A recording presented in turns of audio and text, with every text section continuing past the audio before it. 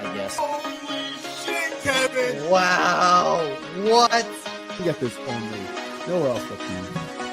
Kevin and Zach. Kevin, I'm not gonna lie.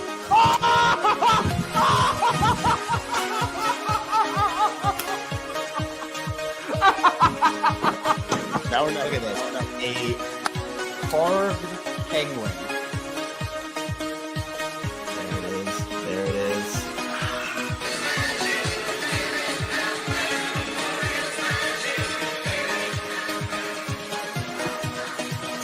Oh no. Are the O's fine? Are the Orioles fine, Kevin? I think I'm so embarrassed. Okay. The Orioles stole it. That game was stolen. It was stolen from them, then they stole it right back. What? Oh my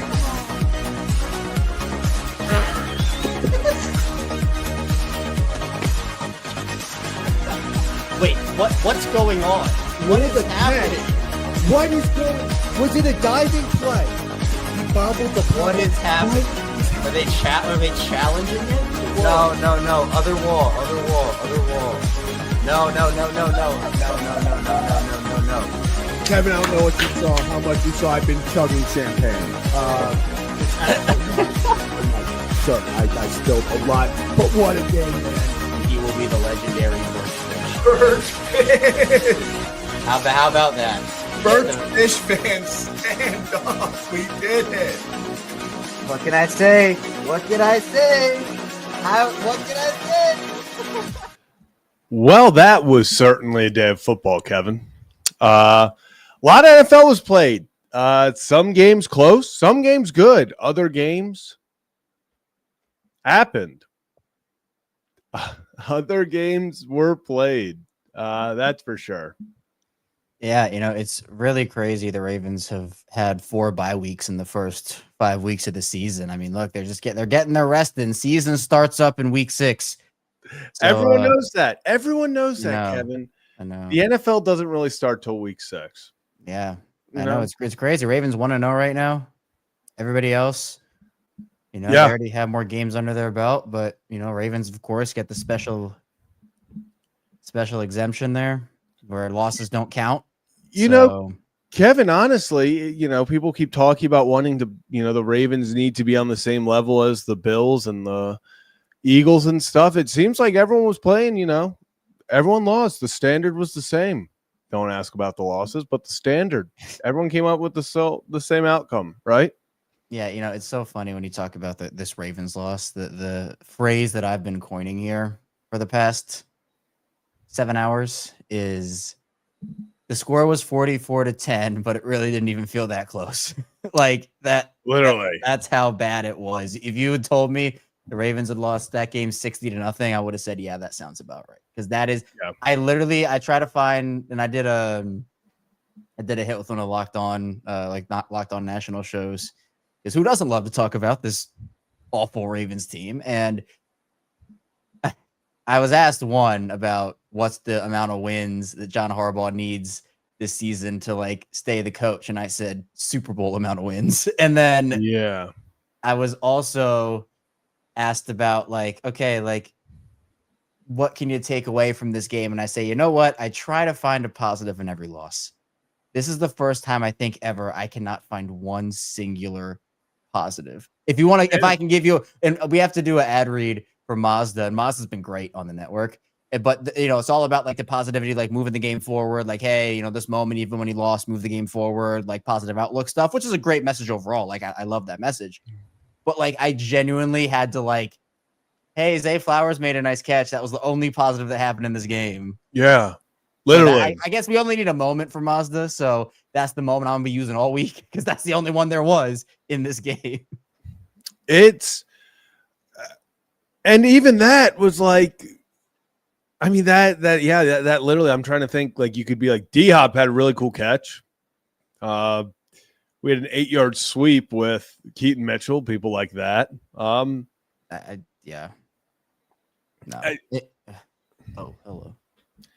Yeah, I mean, I guess let's quickly go through it. We could get into the other games, but we're not going to want to talk about this one too much, to be honest. So let's just rip the Band-Aid off. Kevin, that sucked. Like, that was really bad football. I have not been that. Like, I've never seen a Ravens team play like that, no matter who was out there, how many injuries they had, even when Lamar was out in other moments. Like, they have never looked just that abysmally bad.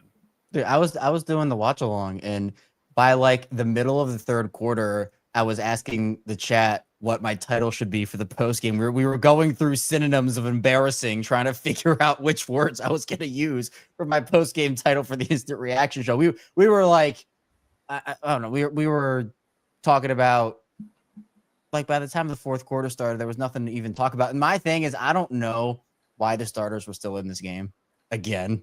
Yeah, I don't know if it was a message being sent or so. I mean, it's exactly how Nate got hurt last week, because he kept the starters in too long, and he got hurt that way. So I mean, this game was honestly over by. I mean, it's crazy because the game itself, like at the end of the first quarter, was 7-3. Again, didn't feel that way, but it was 7-3.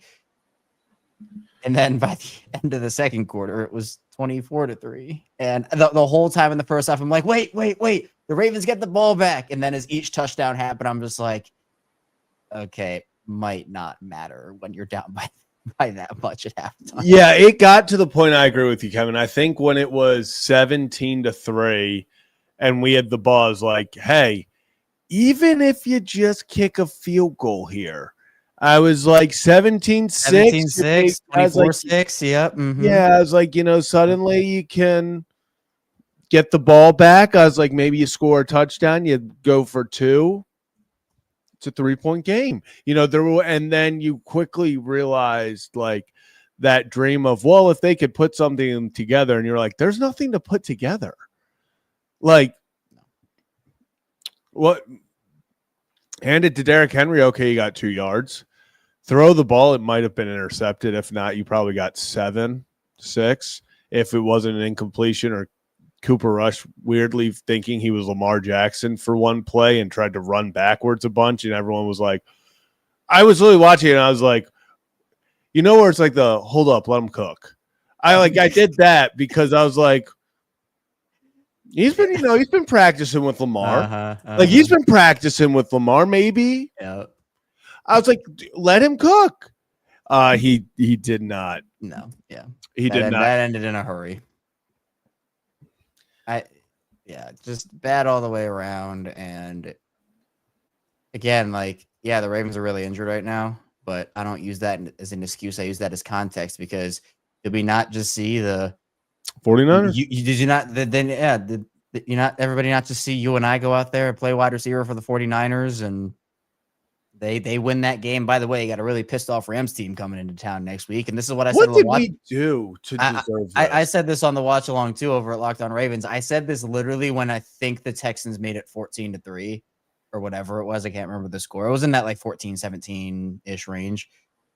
I was like, hey man, if you're an offense not doing so hot, yep, you want to come down to Baltimore, Ravens will get you right. Right. Ravens will get you. They're every team's get right game. You should. Chiefs offense, one of the worst units in the league through the first 3 weeks. Week 4, 35 plus points. Texans offense, very middling. This was the second worst third down offense in the league coming into this game, and the second worst red zone offense coming into the game in the league. They go 4 or 5 in the red zone and 7-12 on third down. This is just, I mean, unreal. And again, we can point to injuries, but like at the end of the day, they weren't playing well on defense, even with the guys healthy. So, yeah, and that's the thing. If we would have seen this defense come out there, and over the first few weeks, they put up a fight, and they were, how they looked against the Browns. Let's call it what it is. If they looked like they did against the Browns, against a middling Browns unit, and went out there and did that for every other game, and then put up this performance, we could sit there and go, damn. That's what it looks like when all of your star players on defense are hurt. Sure. I mean, I think Kevin, did it look much different? No. And sorry if I cut you off, but I just wanted to say that, like, I think that's what we saw today from the offense, right? Is like, this is what the offense is without Lamar Jackson, because the offense was still putting up, I mean, not the KC game, but like the offense was still putting up points with Lamar. And I know the KC game is like the one outlier there, but like, you put up 40 on Buffalo and you got into the 30s against Detroit. And obviously Cleveland, you did the 40 thing as well. So like, even with the offense, you're still putting up points with Lamar out there. So I agree with you where like that mindset is what it was for the offense where, okay, yeah, this is just who they are with, no Lamar, no Ronnie, like Ricard's obviously been out for the whole year so far. So like, Yeah. that's what that is. But the thing is, I even said this too. It's like, even when, like, let's just say Lamar played in this game and let's say the Ravens put up 30 points, but you're still trotting that defense out every possession. So, I mean, it doesn't really matter if Lamar played or not. They still would have lost this game with Lamar Jackson. And, we talk about this with the Orioles too. Like, I don't love to do the whole, like, if this guy played revisionist history because it changes like, if one play was different, it changes the entire rest of the game or anything like that. So if the Ravens did score 30 points on offense, maybe the game flow just looks a little different and that changes everything. But if we're not playing that game, Ravens could have scored 43 points and still not won this game. So, it starts defensively for me. The offensive line is also a huge problem. They just no push up front. And when Lamar's out, all the threat that he is and he brings to the table, Cooper Rush he doesn't give you that. So the Texans are able to stack the box, pin their ears back. The line doesn't get any push, and that's a recipe for disaster there. I mean, also the play calling. Don't even get me. I'll ask you, what is your interpretation of the play calling right now? Because I have my thoughts on it. I want to hear what you have to say. Like, okay, so here's where obviously, like, I'm going to give Monken the benefit of the doubt solely on this game because, like, I don't think I would have fun going from calling an offense with Lamar Jackson to going to calling it with Cooper Rush. But at the same time, I felt like, I don't know, it was just, it's so weird. This game, it's like they abandon the run for a drive and then they come out and they overdo the run. They literally at one point, they ran it 3 straight plays, then punted or something. And you're like, okay, got it. We're just going to end. I don't know. It feels like they're out of rhythm. It feels like there's confusion. I don't know if a lot of this was with Cooper Rush or anything, but it just felt like no one was on the same page. Like, and it's felt, especially offensive line wise, like communication, the number of times where you look at a play and you'll go back and watch the game and you're like, someone's just not blocking anyone or someone just missed their assignment. And then so everyone else had to move down one and now we have a free rusher or there's someone sitting in the backfield to hit Derrick Henry 3 yards behind the line of scrimmage.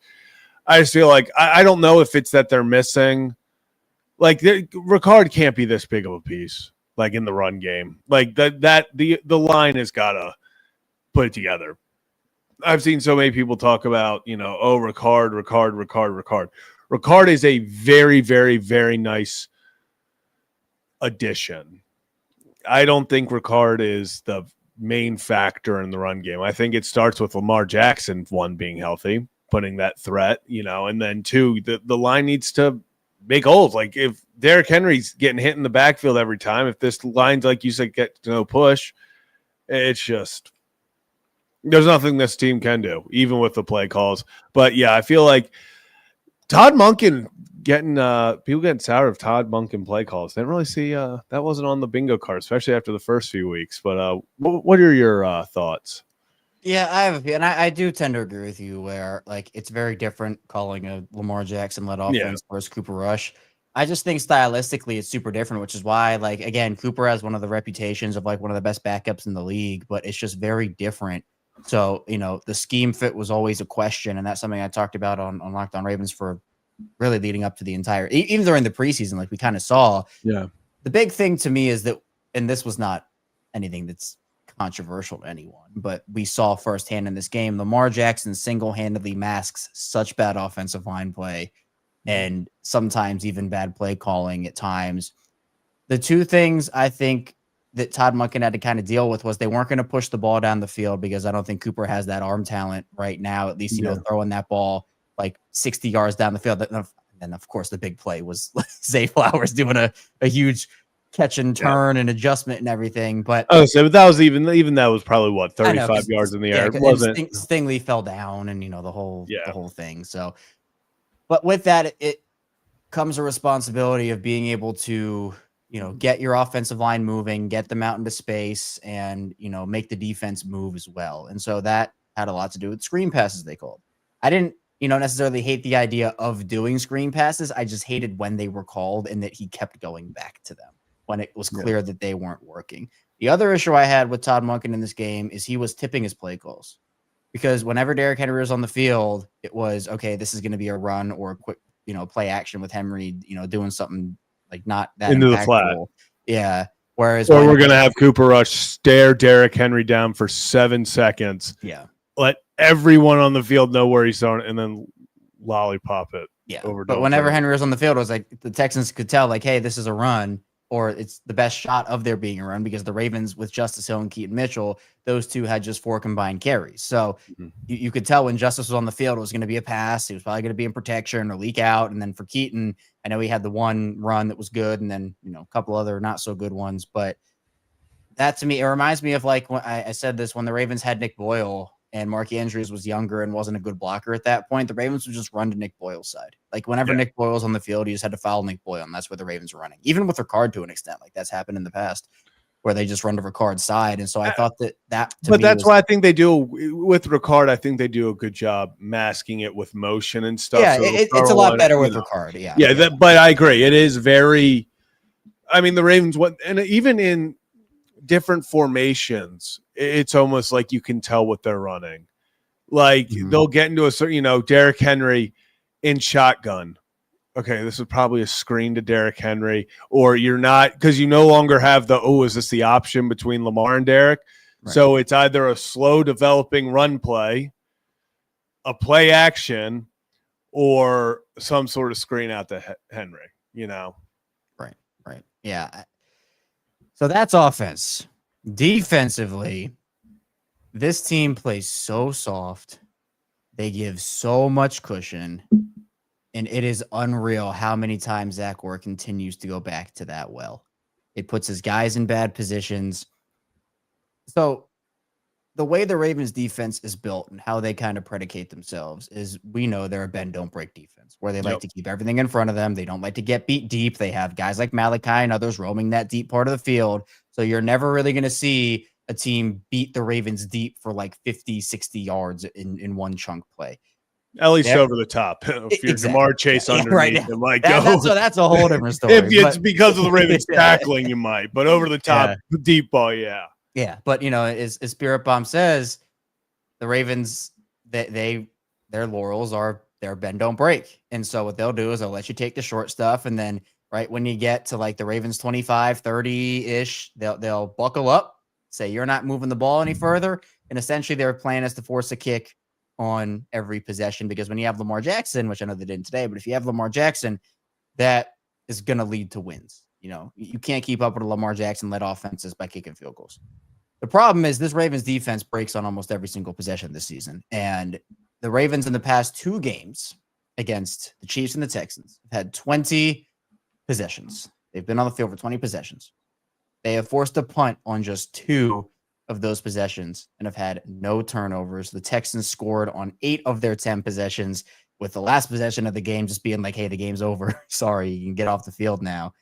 One punt forced in 2 games for the Ravens each. It's not good.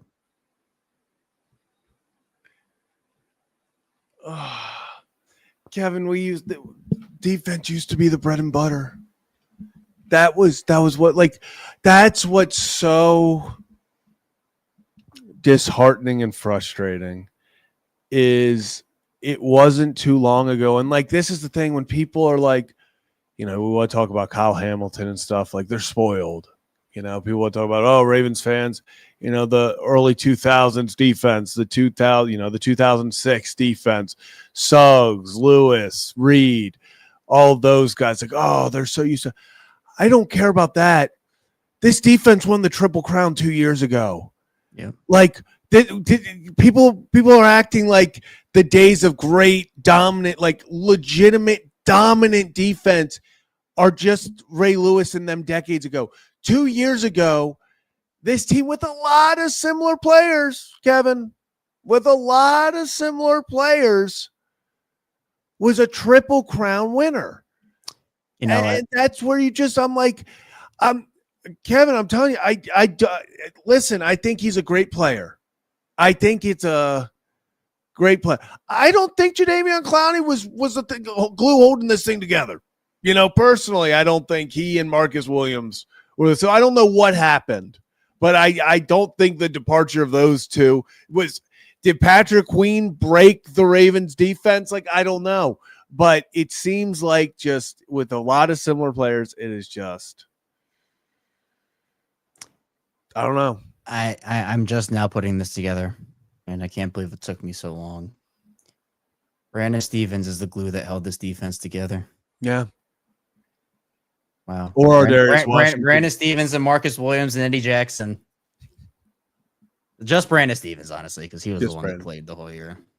Brandon Stevens. Wow.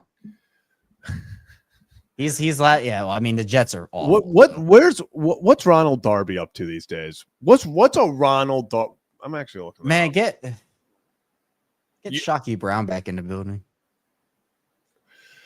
Shoot, who was I just? Oh, yeah, obviously the Lions. Watching Rock Ya-Sin making plays for the Lions today, I was like, yeah, there are a lot. Arthur Millette. I think he got cut by. Where's Ronald Darby? Millette got cut. Oh, did Ronald Darby retire? I think he did, yeah. All right, so yeah, he was waived as part of roster cuts. Millette from the Texans. They would have been on a crazy losing streak to former Ravens corners if Millette was still on the Texans. That'd be kind of crazy. That would be. I mean, Kevin. Oh, Millette tried out with the Buccaneers today. Today? Or maybe yesterday. I was going to say. Maybe the Jets, too, or might get Arthur Millette. Wow, Millette is... Can he come back here? Can he coach a defense? How old is he? 32. He's 32? Yep. Wouldn't even be the youngest defensive coordinator we've hired in the past 2 years. D coordinator.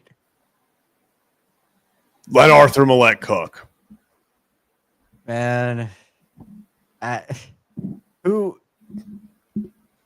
could they bring? Who's a player that active player right now? Gun to my head, has to become the defensive coordinator and turn things around. Tony Jefferson. That's a good one. That's a really good one. Wow. I'm just solely going. I mean, I feel like that is very much cheating because he literally was on the Ravens. Actually,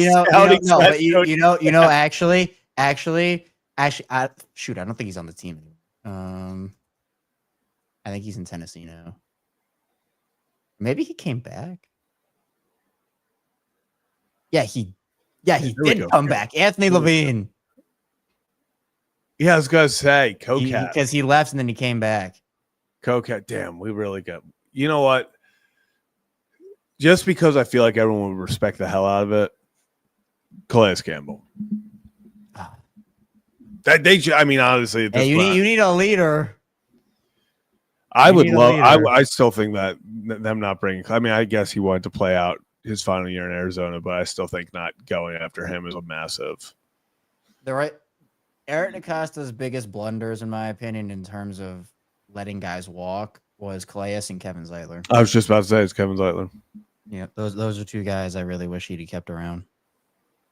And again, it's up to the player too, but both of them I thought were pretty adamant on. I thought so. Zeitler, I think, wanted to return, but the money, the Ravens didn't want to pay him the money, and I don't know. I forget what happened with Campbell.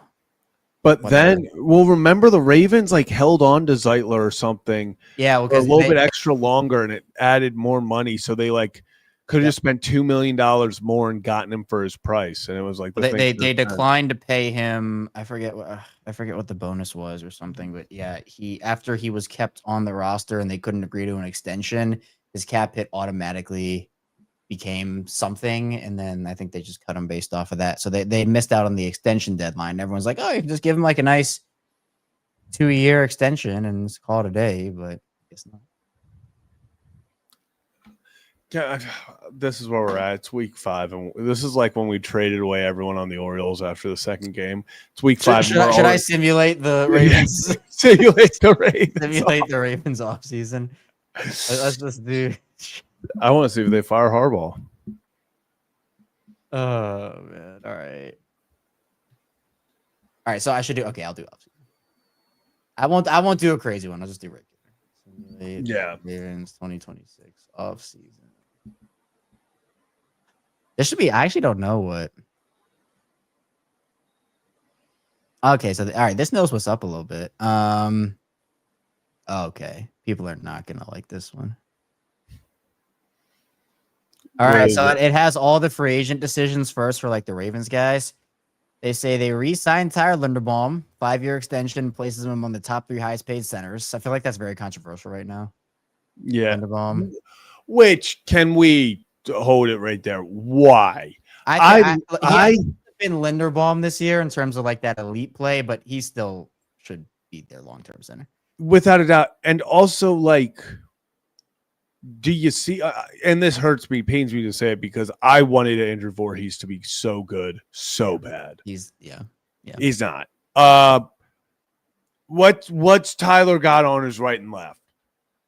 That's true. That is very true. Like, he is making up for a lot. He's got a lot to worry about, because if he's not getting anyone in front of him, one of these two has probably already lost his rep. So, like, you got to quickly decide which one it was and go from there. And there's also a chance Falele is looking the other direction. Yeah. So, all right, next, Isaiah Likely. The Ravens let him walk. Wow.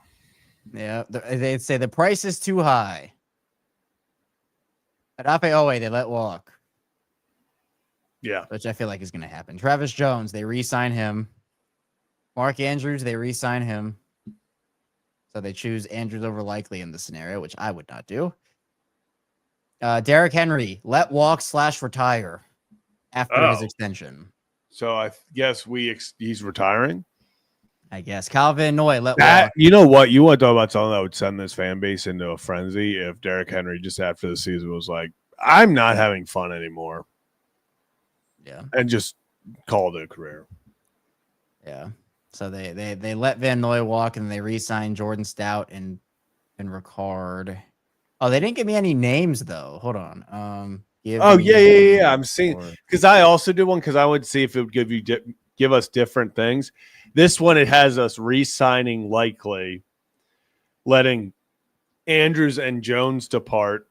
We then also re-sign Patrick McCarry, which don't know why that's a thing, but so ignore that. Okay. Kyle Van Noy leaves, and then Jordan Stout re-signed.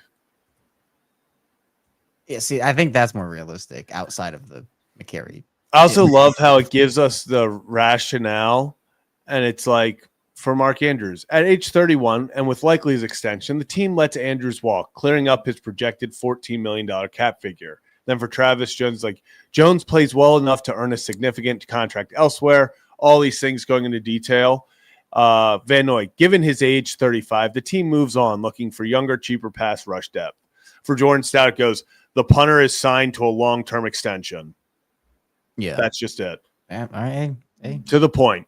They're like, we're re-signing the punter. Everyone else has a rationale where they're like, we're signing the punter. Yep.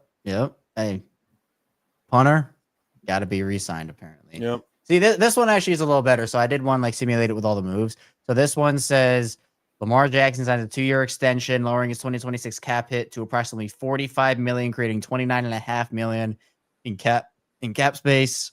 Linderbaum re-signed 5-year, $85 million deal, which is actually, I think, just under Creed Humphrey. Andrews lets walk. Likely gets signed 4-year, $44 million deal. They say Ardarius Washington leaves, Ricard Hopkins and Alexander leave. No Jordan Stout mentioned here, though. So, Hunter not involved here. For agent signings, Jalen Phillips from Miami, 4 years, $80 million. Braden Smith, guard tackle from the Colts, 3 years, $36 million. Anthony Harris, lineman from the Browns, 2 years, $14 million, and Kendall Fuller, 1 year, $5 million. It also says they trade Keaton Mitchell to the Bengals for a 4th rounder. Oh, this one even has the one that I just did just to see.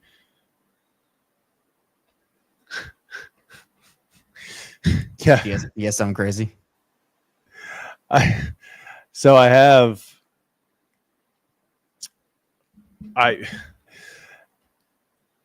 our draft. Okay.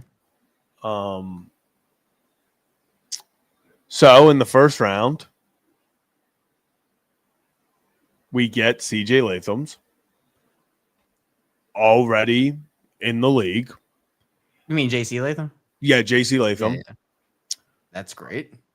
In the second round, this is even better. We select TJ Tampa because of need. We then go Braylon Trice. I don't know. Are they just combining every draft class? Braylon Trice, is he in his second year? Yeah, 2024. Yeah, I think they're. Was he out of Washington? Yeah, they're just doing the 2024 draft class 2 years later.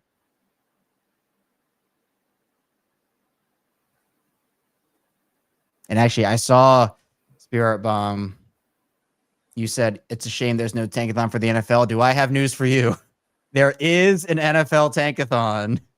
Yeah, I guess we just don't really hit anything. We just look at it.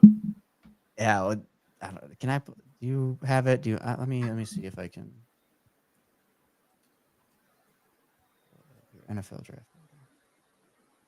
Are you pulling it up? You want me to? Yeah, I'll pull it up. Okay. I cannot believe this is where we're at. Look at that. Yeah. You know what's crazy about this? Obviously can't spin the wheel because there's currently, let's say everything ended right here. The Ravens would have a worse pick than the Orioles. That's tragic.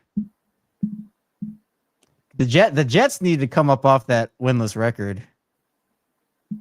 Yeah, for real. Give us something. I know. Lost 3 straight. I don't even know who the top pick would be in this class. I actually was looking at that last night because, well, not a lot of faith in the squad. First pick in the draft is currently Mendoza is the odds on. It makes no sense. He should not be. Yeah. But it's all based on quarterback right now, pretty much. You know, because I was. Let me see. Here's I'm looking at. So Peter Woods looks to be the non-quarterback. Well, I have Jets, Ruben Dante Bain. Moore, and then Sellers at 2. I think Bain is good. Yeah, Ruben Bain. Bain. Like, so Caleb Downs. right now, the odds-on favorites to be the odd-on favorite to be the number 1 pick is Fernando Mendoza, plus 340. Lenore Sellers, number 2. Dante Moore, Ty Simpson, Garrett Nussmeier. Ruben Bain's the first non-quarterback. Then you have John Mateer, Arch Manning, which there's no way in hell. You have Drew Aller, Sam Levitt, Carson Beck. Dang, Drew Aller could have come out last year. He should have. I didn't like. I was last year was like if Drew Aller comes out, He would have probably been a top 10. Yeah, I was gonna say 15, 20 for sure. Ish. I bet the Colts take him. Yeah. They love those builds. Yeah, I don't even know. It's week 5 and we're talking about the Ravens in the draft. And where even are? Oh, okay. So they're not doing it based off of. Actually, hold on. So Tankathon has the Ravens taking Peter Woods. It has Lenora Sellers 1, Caleb Downs 2, Peter Woods 3, Spencer Fano at 4, and then Mendoza 5. I see the Bengals taking Proctor, which, yeah.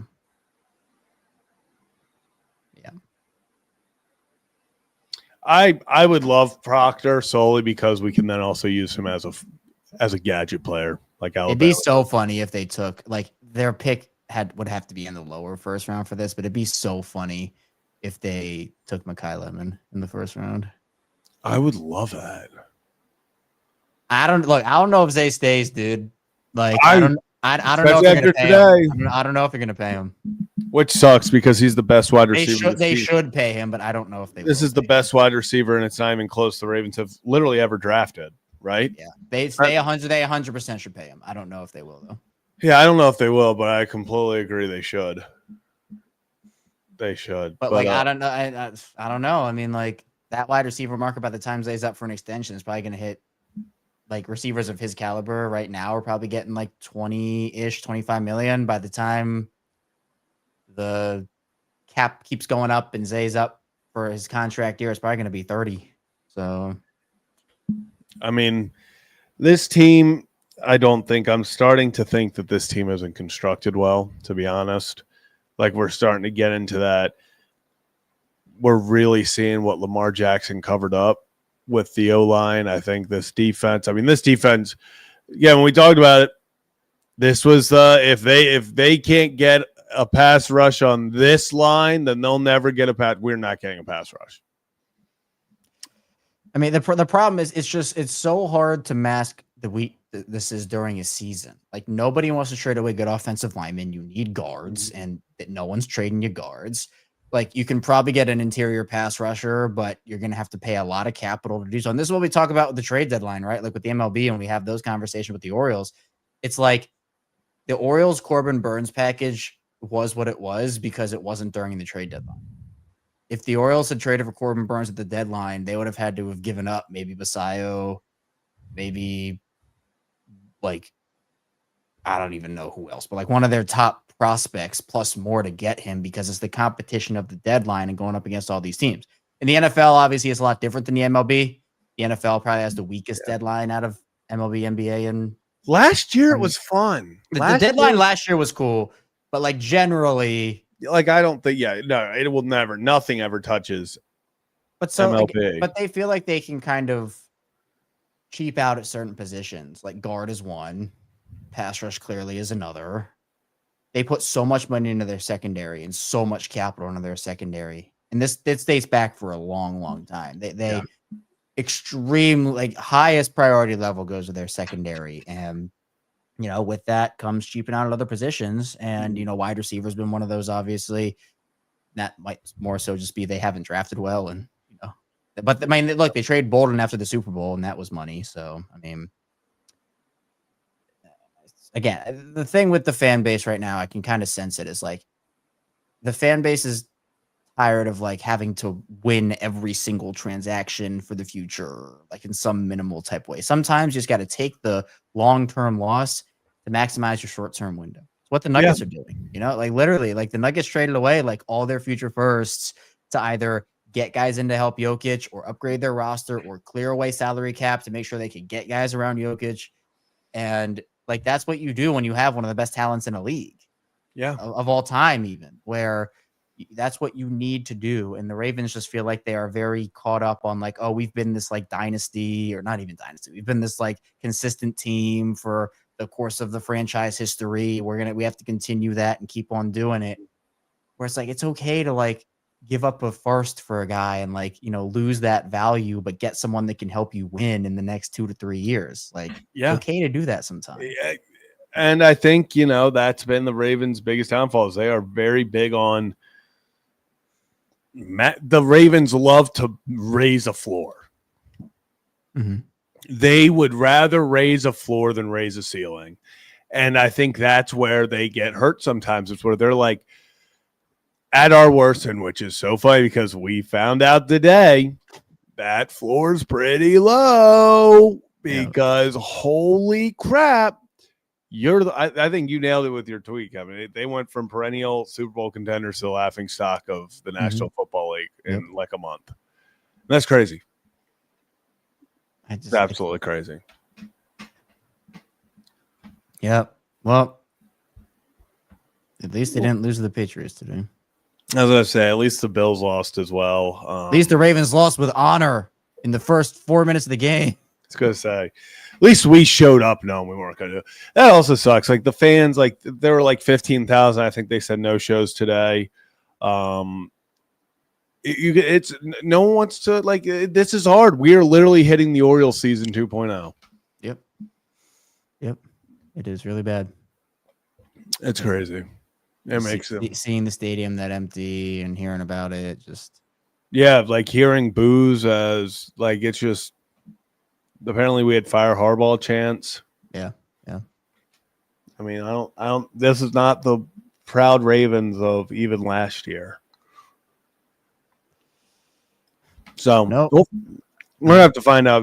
I would say we're gonna find out a lot about the Ravens soon, but I think we're gonna find out how many points the LA Rams can physically put up in a football game next week, and then we're gonna go from there. I think Zach Orr's fired after next week. I think they're just waiting for the bye week. I honestly, I think you might be right. I just think that it's just such a, so many people are like, oh, this is the game that does it for Zach Orr. I'm like, they're not gonna do that with all their players. They're not making a coaching change with all their players out, going up against one of the top offenses in football. Unfortunately, this is just going to be probably Zach Orr's final slaughter, where it's we go out there with a bunch of backups. The Rams probably put up 50, and then you hand the keys to Pagano the next day so that he has 2 full weeks to begin preparing as defensive coordinator. Get that time to kind of get things going, know what he wants to do, and just give him a little bit more time. So I think it makes the most sense. And if I know the Ravens at all, I feel like that's kind of where they would lean, is right before the bye, especially a week before the bye. I don't think they're going to make the move then. I think they go and unfortunately kind of let natural selection happen next Sunday and then go from there. Yeah. I mean, firing a guy during a bye week gives you time to kind of install different things and change things up. So I think that might be what happens. Yeah, I agree. But Kevin, anything else you got for tonight? It's just demoralizing talking. Yeah, just tough. Schedule opens up. Still got to play the games, so we'll just see what happens. I guess this is going to be very annoying. This is going to be a very annoying 10-win year. I'll tell you that. It's going to be a very annoying 10-7 year. Yeah. Because I feel which in my opinion, is the worst type of year you can have. Middle of the pack. You're not getting a high draft pick, and you are not competing for a championship. Exactly. And that's unfortunately where the Ravens are right now. It seems like they've built this whole – it's going to be so annoying when they come out and beat the Rams somehow. Harbaugh gets an extension? You already got one this offseason. You can extend him again. Yeah, you are. Yeah, you are. Extend him after every win. One add a year on per win. Yeah, 1 year extension for every win. Do one of those John Calipari and all those guys where it was every year, 2 years get added on to their contract. So it's just always a 3-year deal. Just going. But I think that's going to do it for this little Sunday recap. What a fun day. Not really. Fun for other sports. Yankees, absolutely, they're hanging by a thread, just getting demolished. So Tony Tater's magic, and by that I just mean being on the Blue Jays. I was going to say simply being there. But that's going to do it for this Sunday recap. Appreciate everyone who's tuned in. Hit that like and subscribe button on your way out, and we'll be back very soon for another edition of Kevin and Zach React. I started without thinking of what player I was going to say. Oh, I forget. Yeah. Man, still R.I.P. Chase McDermott. We really dunked on that man for no reason at the end of the season. that was kind of crazy. I'll go Kelly Gregg because we just need a guy who steps in and could stop the run right now. Yeah, you know what? I will go. I'll go Vonta Leach. How about that? How about that? What a guy! How about that? What a guy! Good pull. Good